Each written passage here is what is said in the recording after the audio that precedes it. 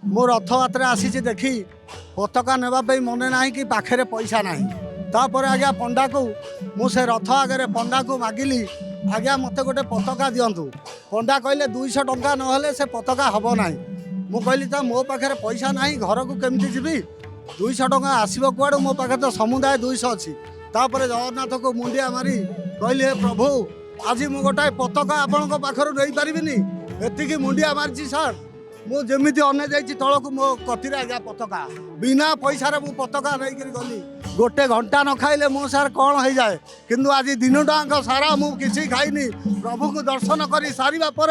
मुझे अभड़ा टिके पाइली सार ठीक 6:30 पाइली हेतिकी भगवान को कोटि कोटि मुंडिया ना भोक अच्छी ना शोष अच्छी किसी ना आज्ञा यही प्रभु को बड़ दाण्ड खाली छिड़ा हो पहले भोक शोष सबू दूर हो आज्ञा जगन्नाथ